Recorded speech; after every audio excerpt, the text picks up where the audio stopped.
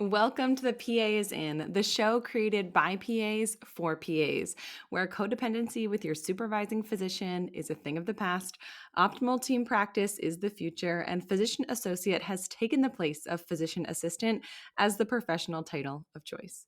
We are redefining what success as a PA looks like and what it feels like. Here you'll find the tangible, practical things that I use to escape healthcare burnout, the exact mindset shifts, money habits, systems, and processes that I use to become a unicorn PA.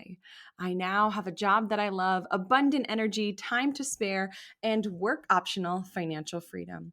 I'm sharing everything that has helped me to navigate over a decade of PA life with you so that you can live long and prosper. The PA is in. Today, we're talking all about reviews, performance reviews, process reviews, how to leverage performance reviews to earn more money, and even how reviews can help you in your personal life. Here's what you can expect to hear in this episode. First, we're going to talk about professional performance reviews, what to do if they're positive, what to do if they're negative, and how to use the performance review as an opportunity to review processes in your practice. Then we're going to talk about reviews in your personal life for self-development and in your personal relationships, because it's not all about just being a PA and the professional implications of reviews. Reviews are nothing more than a check-in, and checking in regularly is so important, both professionally and personally. Okay, let's get started. The first thing we're going to talk about is performance reviews, what to do if they're positive, how to cope if they're negative, and how to leverage them as a negotiating tactic in your practice. So, what is a review? A review is a formal assessment or examination. It's something where you look at something with the possibility or intention of instituting change if necessary. So, typically, if you're working in standard clinical medicine, there's a process for annual performance reviews. It goes a little something like this. You sit down with your manager and they provide feedback on how things are going. These reviews can happen at any interval. Sometimes it's 90 days after starting in a new role, and oftentimes feedback is given on the fly. You present to your attending physician, you collaborate with a colleague, and they say, hey, here's a little bit of feedback. Ideally, when it comes to a formal performance evaluation, your administrator, your management team, maybe your collaborating physician, shouldn't be waiting until your scheduled performance review to give you feedback. Ideally, they should be offering you feedback along the way. So you don't want to just have an annual performance review and they're saying, oh, this thing that Tracy is doing is so bad and so wrong and not good for patients. And I hate it when she does this. And they're not telling you, because if they don't give you feedback, you can't adjust based on that feedback. So I hope that you are in a situation where it's collaborative and where feedback is happening ongoing. But if it's not, you can seek it out. You can ask your attending physician, you can ask your colleagues, hey, how am I doing? And not how am I doing? And they say good, but actually, how am I doing? I really want to be better. What are 3 things that I can improve on? Asking for very specific feedback helps them to know that you really want to know. Because sometimes people say, how am I doing? And they really want to hear, like, good, keep up the good work. But what you're saying is, I really want to know. I want to be better. And if you phrase it in this earnest way, they will give you more accurate, more specific, more critical, but also constructive feedback. So here's what to do if you sit down for your performance review with your administrator and your review is glowing. When you're sitting down and you have a positive review, this is a really great time for you to continue to highlight your strengths and the value that you add to the practice. So you sit down, they give you a bunch of positive feedback about how the practice loves having you, patients adore you, essentially how amazing you are and what an incredible asset you are to the practice. First of all, I want to take a minute to congratulate you. You are fulfilling your purpose in that practice. Your employer sees your value, and I work with clients every day whose administrators don't see their value, who undervalue them, who call them mid-level provider, who decrease their ability to practice clinically, and who don't see their worth and don't see the value that they're adding to patients. So you are doing the damn thing, and they see what you're worth and they appreciate you and they know your value. And that is incredible. So pat yourself on the back because that is awesome. Second of all, I want you to be prepared. When you have a performance review on the calendar, I want you to be prepared to leverage this positivity and use it as a negotiation tool so that you can earn more money. So before you sit down for your performance review, I recommend preparing with a list of what you'd like to be earning, the hours you'd like, the way that you want to change your office template, and if you need increased MA or nursing support, or if you want to change the workflow in your office.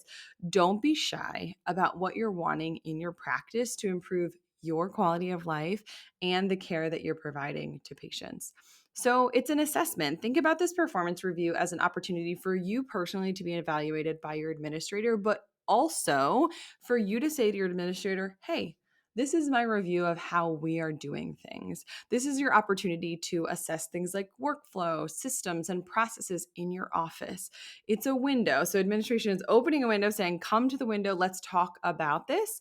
And they're welcoming a dialogue and they're in an open mind. So I wouldn't go in guns a-blazing with like criticism of how everything sucks, even if that's true. I would say, hey, I was thinking about our practice and the way that things are functioning in preparation for this review. And I know that this is a structure for you to give me feedback. I was wondering, and if we don't have time today, we could set up a time next week if we could go through some ideas for practice improvement that I have and frame it in a way that you want to make things better, not this is why everything sucks here. Because administration is not going to love that. This is why everything sucks here. So this, if you have a positive review, is prime time to negotiate. And if you don't come into this meeting with what you want to negotiate for, you'll be caught off guard. And how it will go is they will say, Tracy, you're amazing. You're doing such a great job. You get a 4 or a 5 on this formal score if you work somewhere where they have an HR and like they go through like the actual job description and they say here, oh, yes, you're great at this. You're great at this. You're great at this. You're great at this. And then your administrator will say something like this. Well, I only have so much money to distribute through the practice. So even though you're killing it in all of these areas, I can offer you 3% increase. In a time where inflation is 8%, this is absolutely unacceptable. So I want you to be prepared for when they say, here's your performance review, here's how things are going, for you to be ready to ask for more money than they're going to offer you. So regardless of whether you have a contract or it's up for review, this is an opportunity to get more money. And I don't mean get more money in a greedy way. I mean get more money in a way of that's what you're freaking worth. You are worth so much more than you are earning right now, and they are making a ton of money on you. So don't be shy about what you ask for. And if you don't want more money, who are you? No, just kidding. If you don't want or don't feel comfortable asking for more money, consider asking for better hours. Consider asking for admin time in your template. Consider asking for the ability to work from home a half or a full day a week to answer inbox questions and, do performance improvement projects and do some non-clinical things that are going to benefit the practice. Think about when you're either in a Facebook group or out to dinner with your girlfriends or guy friends, and someone says, let me tell you about this amazing benefit of my job. We get to XYZ. What is that for you? What is that thing that you're like, God, if my practice only did that, it would be so much better? Maybe it's a 9 o'clock start instead of 8:30 so that you can get your kids on the bus and be there for your first patient. Maybe it's an actual lunch break where patients don't get crammed in. Maybe it's specific same day appointments so they're not getting wedged in between two complicated consults for that same day ear pain. You know your practice and you know what would be better. And it's probably what you're jealous that other people have. So, time to use that jealousy or that envy as a positive thing. And when you see something happening like that in someone else's practice, say, hey, I want that. And also, I'd like to earn more. It doesn't have to be either or. So, I want you to go into your next performance review with a list of things that could be improved in your practice, more money that you want to earn, better hours, better boundaries, more vacation time, better coverage. And I recommend leading with the more money and asking for probably more than you're going to get. And when their eyes pop out of their head and they say, whoa, I don't know if that's in the budget, you can say, I would be willing to accept. And you have the lower number ready. And then you say, if I would be willing to accept this lower number, if we could do these 3 things. And you lead with the 3 things that would just make your life so much better. We were able to adjust my hours. I have a dedicated MA. I have a second exam room. I have dedicated admin time. Whatever it is that would make your life better, you lead with the higher number. And they say, oh, I don't know if we can do that. And you say, oh, I thought you might say that. So I would be willing to accept this if. And then you associate you're getting a raise. You're saying, this is the raise that I'm willing to accept if. And then you give them 3 conditions to meet. And then you do this, which is so hard in a negotiation. You say nothing because silence is a powerful tool. Because they know that you can go and work somewhere else. And they know that somewhere probably is willing to pay you better and probably is going to have better hours than what you're doing, but they love you, right? Because they just said it in your performance review. They just said, patients love you. We love having you. You're incredible. And you're like, great.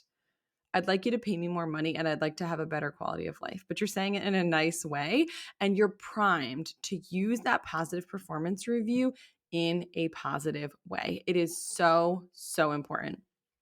Okay, that sounds all well and good, Tracy, but what if my review is negative, or even if it's middle of the road, if it's not raving? If your review is mediocre or negative, this is a position that I've been in the past, and I personally find that being able to accept feedback is hard, especially when that feedback is negative. If I'm being completely honest, this is something that I've really struggled with over the course of my career because I am pretty type A. I define myself as like an achiever.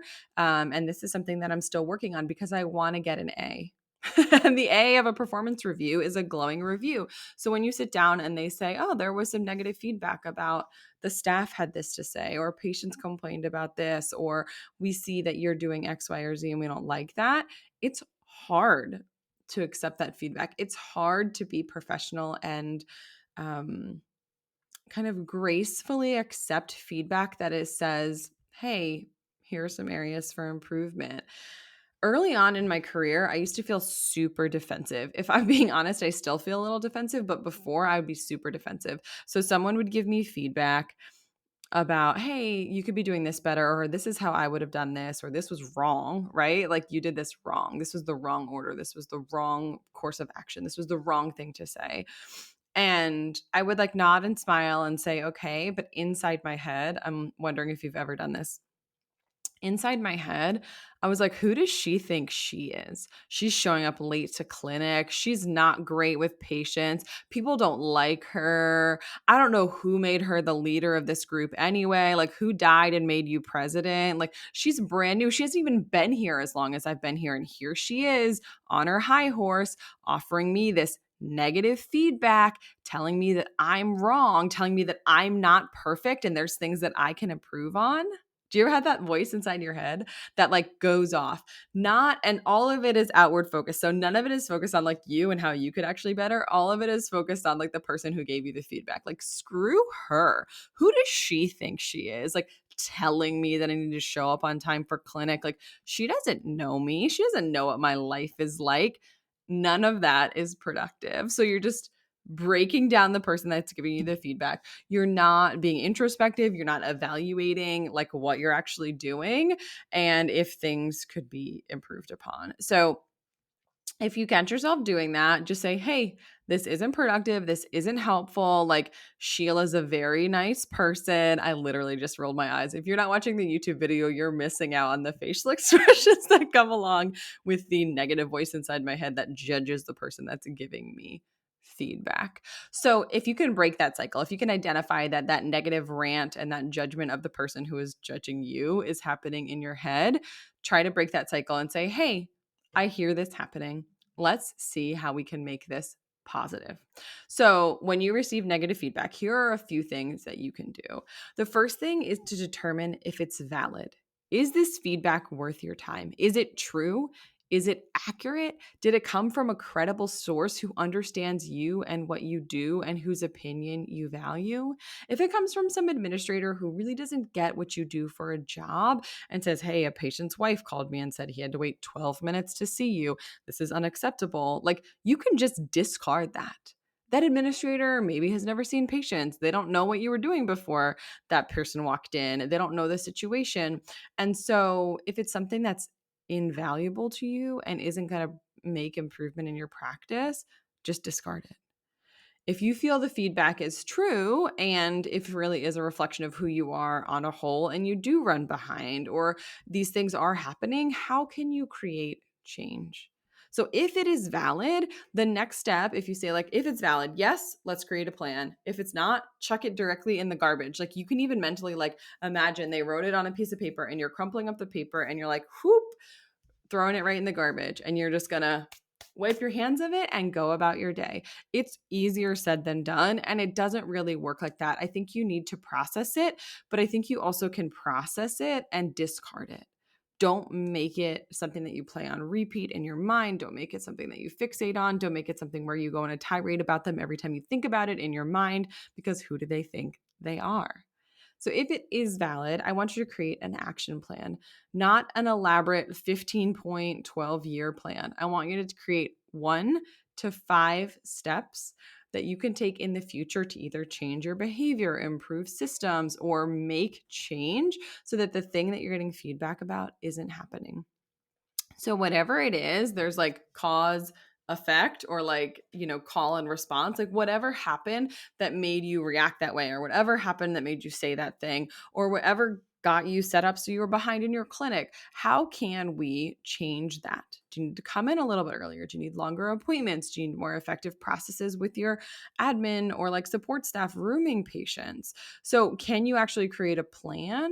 To help make it so whatever created the negative feedback doesn't happen again. And then, even if you don't do those first 2 things, this is the most important thing to do if you get negative feedback. So if you have wandered away and you're multitasking, I want you to come back now. What I'm about to say is really important. If you receive negative feedback, whether in a formal performance evaluation or informally curbside by someone in your life or your practice, whenever that happens, I want you to take time to remind yourself of your own positive attributes. You do great work. Sure, there's room for improvement, but that fact isn't because you're a shitty PA. That fact is because you're a human being. And we are all imperfect, and there is always room for improvement. So here's what you can do. This is your 1 action item from today's episode. Create what I call a BAPA list, a badass PA list of all the times you've done incredible things, done the procedure, nailed the diagnosis, found the zebra, advocated for the patient, gone above and beyond, done your job, but really flipping well. Think of all the times that you've gotten those handwritten thank you notes from patients or their family members, or the hug from the patient, or the tearful appreciation from someone who said, thank you for taking the time to listen to and care about me. Create an entire list of those things and make it non-specific and HIPAA compliant, and don't use patient names. And I want you to write down your BAPA list and put it in a file cabinet in your desk drawer, or put it in the notes app on your phone. And when someone gives you negative feedback, I want you to decide if it's valid, and if it's valid, create a plan.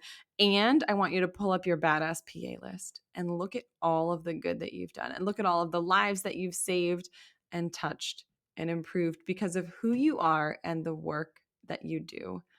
Reference it once a week and remind yourself of the incredible things that you are doing, and especially pull it out when you get negative feedback, because it's really easy. We have selection bias. When we get negative feedback, we fixate on it, and we get positive feedback, we're like, yeah, I know. But when someone gives you positive feedback, add it to your badass PA list and remind yourself of what a great job you're doing, because this job is all too often exhausting, and it just makes us feel beaten down and unappreciated. So this is you making a list of all the times people have said thank you, of all the times that you felt like a true badass. This process is borrowed from my friends, Jen Gottlieb and Chris Winfield. If you're not following them, they are just this incredible couple. They just got married, so happy wedding to Chris and Jen. They recommend making a badass list and reminding yourself of why you are a freaking badass, because you are. Don't put too much weight in the negative feedback. Yes, you can decide if it's valid. Yes, you can create a plan and you can remind yourself of why you are a badass, but try not to waste time flogging yourself, beating yourself up, judging the person who judged you. Take a minute. Remind yourself of the positives about you and take a step forward in your plan to improve your professional development or yourself. Create a 1 to 5 step plan to generate change in the future and start taking the steps in that plan. I promise you will feel better taking the steps in the plan versus perseverating over the feedback and judging the person who judged you. It doesn't get you anywhere. And we're going to switch gears here from professional reviews to personal reviews. So, reviews in your personal life, whether it's for self development of yourself and how you're feeling or doing, or in your relationships. Reviews in your personal life are essentially just check ins. You can check in on how you're doing relative to that goal that you set, the new hobby or habit that you're implementing, and relative to your relationship with others. I find it most helpful when you have these scheduled into your calendar because if you are anything like me, you will get busy and you won't do the flipping reviews, and they don't help if you don't do them. So here's an example in my life that I've shared many times before on the show, but in case you're new or in case you missed it or zoned out when I talked about it before, it's Sunday nights and it's our parental powwow. Dan named it, so if you have an issue with the corny name, you can take it up with him. So Sunday nights after our little kids go to bed, we sit down and we have a parental powwow. In our powwow, we cover upcoming schedule and meals for the week and activities that the kids or adults have. We review if babysitters are coming, who's driving who where. I pull up our crazy ass color-coded Google Calendar, which says who's dropping the kids off at daycare, who's doing the bus run, who's doing this, who's doing that, who is where, when, who is doing evening pickup, who is cooking dinner. And then we don't have to kind of ask each other as we go because all the meals are on the calendar, all the daycare pickups are on the calendar, all the daycare drop-offs are on the calendar, all the doctor's appointments are on the calendar. We have 5 kids, 2 adults, and 2 dogs. We are coming and going like crazy. I sometimes have work meetings in the evening. Dan plays volleyball once a week. Our kids have basketball practice, all of the things. And we do like a quick logistical schedule check-in. We do a quick budget check-in. Are we over? Are we under? Do we need to make any adjustments? Any questions? Did any purchases come up that we need to review? That only takes a couple of minutes. I did a whole episode about that way back, so scroll back and find that. We do a quarterly budget check-in, but that's not as part of this weekly parental powwow. That's what it's like inside my mind, a little tangent there.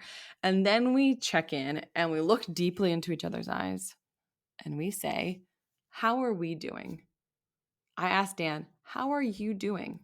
How does work look for you this week? How are you doing physically, mentally, emotionally? And I ask him, how can I serve you this week? And then he does the same. Tracy, how are you doing? How is work? How is the podcast? How are projects? How are you doing physically, mentally, and emotionally? And how can I serve you this week? And then we know how our partner needs us to show up well in the coming week.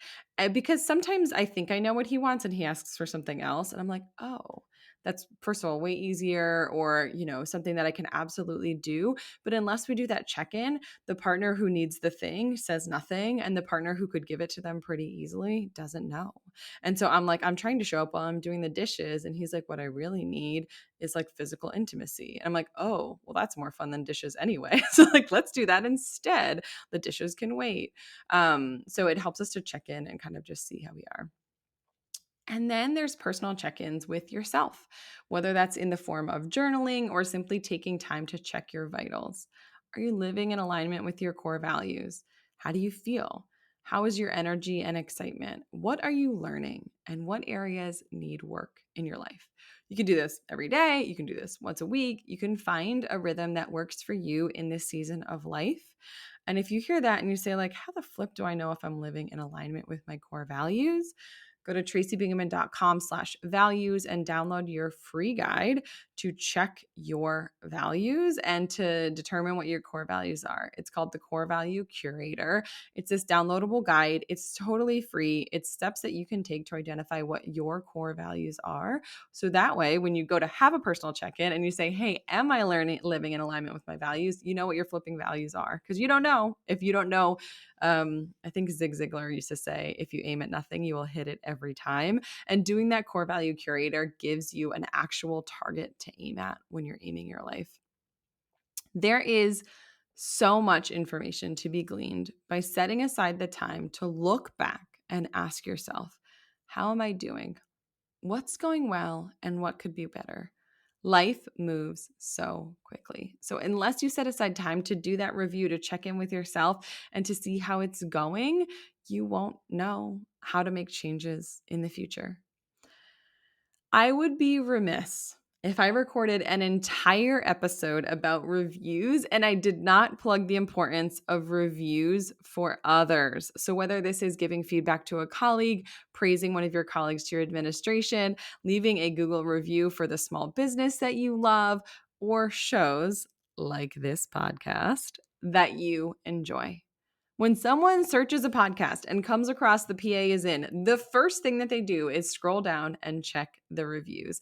I would love it if what they saw was a rave review from you.